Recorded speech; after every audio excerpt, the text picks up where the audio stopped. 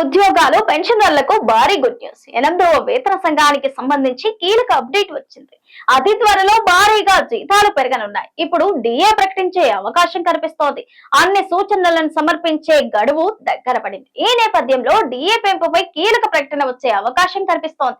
అదే జరిగితే ప్రభుత్వ ఉద్యోగాలతో పాటు పెన్షనర్ల జీతాలు కూడా భారీగా పెరగనున్నాయి. కేంద్ర ప్రభుత్వ ఉద్యోగులు పెన్షనర్లకు భారీ గుడ్ న్యూస్. 8వ తేదీన సంఘానికి సంబంధించిన కీలక అప్డేట్ వచ్చింది. అతి త్వరలో భారీగా జీతాలు పెరుగుతున్నాయి. ఇప్పుడు డిఏ ప్రకటించే అవకాశం కనిపిస్తోంది. అన్ని సూచనలను సమర్పించే గడువు దగ్గర పడింది. ఈ నేపథ్యంలో డిఏ పెంపుపై కీలక ప్రకటన వచ్చే అవకాశం కనిపిస్తోంది. అదే జరిగితే ప్రభుత్వ ఉద్యోగులతో పాటు పెన్షనర్ల జీతాలు కూడా భారీగా పెరగనున్నాయి.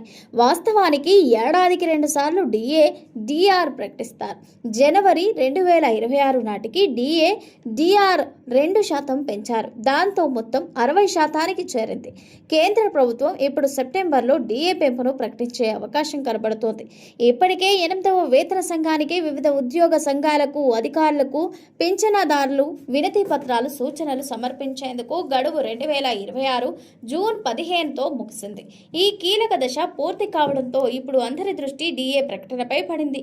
డిఏను వచ్చే సెప్టెంబర్లో ప్రకటిస్తారని భావిస్తున్నారు.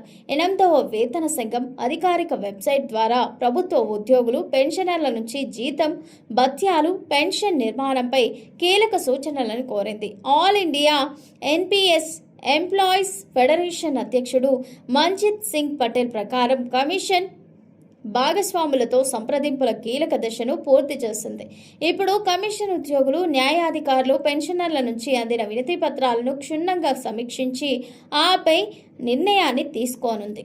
కేంద్ర ఉద్యోగుల కరువు భత్యం all India consumer price index for industrial workers ఆధారంగా లెక్కిస్తారు. ఏప్రిల్ 2026 ఈ సూచిక 0.8 పాయింట్లు పెరిగి 149.9కి చేరింది. డిఏను నిర్ణయించేందుకు ప్రభుత్వానికి కనీసం 2 నెలల డేటా అవసరం. జూలై, డిసెంబర్ కాలానికి డిఏను కేవలం జూలై డేటా ఆధారంగా నిర్ణయించలేరు.